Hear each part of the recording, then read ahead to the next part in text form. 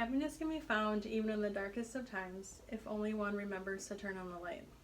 Thank you for taking time out of your day to listen to me talk today. I'm going to be speaking about something very important and something that most people do not realize is a huge epidemic in our society: mental illness.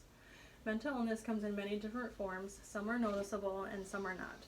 It ranges from anxiety, eating disorders, personality disorders, post-traumatic stress syndrome, and much more. According to the National Alliance on Mental Illness, approximately 1 in 5 adults experience mental illness in a given year.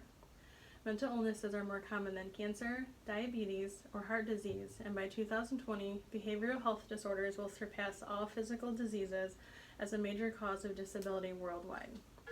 When it comes to mental illness, a one-size-fits-all approach does not apply. Some diseases may be more purely physiological in nature. Certain diseases such as schizophrenia, bipolar disorder, and autism fit the biological model in a very clear-cut sense, says Richard McNally, PhD, a clinical psychologist at Harvard University and author of the 2011 book, What is Mental Illness? In these diseases, he says structural and functional abnormalities are evident in imaging scans or during post-mortem dissection.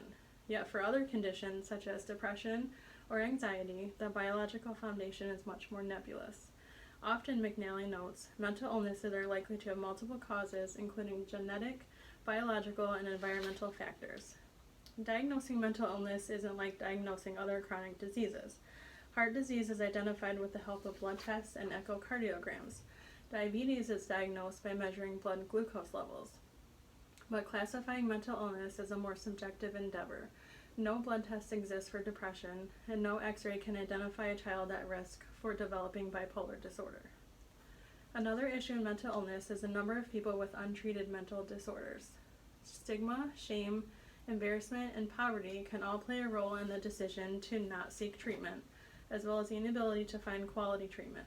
Many people struggling with mental health issues are unable to find a therapist they like, or they encounter intolerable side effects associated with the medications they take. But giving up, rather than trying a new strategy, is extremely risky and can cost you your health, happiness, and even your life. Here's what happens when mental illness is left untreated. You can have worsening health problems, job instability, homelessness, trauma, incarceration, and even suicide. Mental illness isn't a lack of coping skills or personal failure. It's a serious and potentially life-threatening illness. More than 90% of suicides are directly attributable to untreated mental illness. One way many people are getting help in our community is through the help of Stepping Stones, a private nonprofit organization that provides housing, psychosocial rehabilitation, and support to help adults with serious mental illness function as productively and independently as possible. The mission of Stepping Stones is rehabilitation through living, to be with our clients as they face the challenges of day-to-day recovery, to help them build confidence in their skills, confidence in themselves, and to develop social roles of their choice. Stepping Stones started as a halfway house in 1969, and since then the staff of Stepping Stones has helped hundreds of individuals re-enter their community and has become Northern Illinois' leading provider of rehabilitation services for adults with mental illnesses. Stepping Stones provides all the level of supervised and supported living, from 24 hours a day supervision in group homes to daily or weekly support for individuals in apartments. The programs are designed to meet each person's needs and provide access to the support they need when they need it. According to Sarah Birdsell, clinical supervisor with Stepping Stones, they provide life skills such as personal hygiene, cooking and cleaning, medication management, and even handling their own finances. Stepping Stones also participates in vocational training for their residents and paying jobs that allow their residents to gradually re-enter the working world. Sarah also mentions how they measure a client's success. She says, when clients come to our agency, they start out in a group home setting. Our goal is to help them develop the skills needed to become more independent. Each year, a client gets a review of their treatment plan and mental health assessment.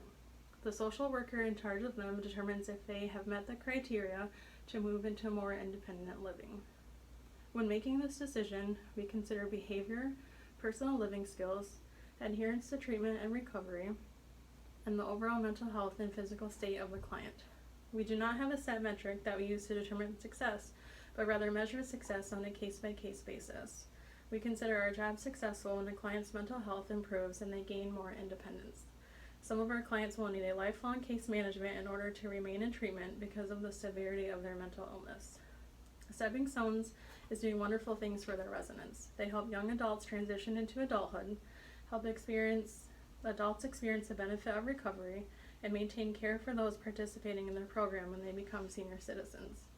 Through the programs they offer, they are able to help break the cycle of psychiatric hospitalization, homelessness, involvement in the criminal justice system, and live as independently and successfully as possible here in our community. As mentioned, mental illness comes in many different forms that can go unnoticed. They can be very mild to very extreme, but thanks to the efforts of Stepping Stones and other organizations like them, there are many people getting the help they need and deserve in order to continue their recovery and help sustain a positive lifestyle in our community. Thank you for your time. I hope if you know someone with a mental illness, you can help support them in their journey and refer them to Stepping Stones if needed. Thank you. Thank you.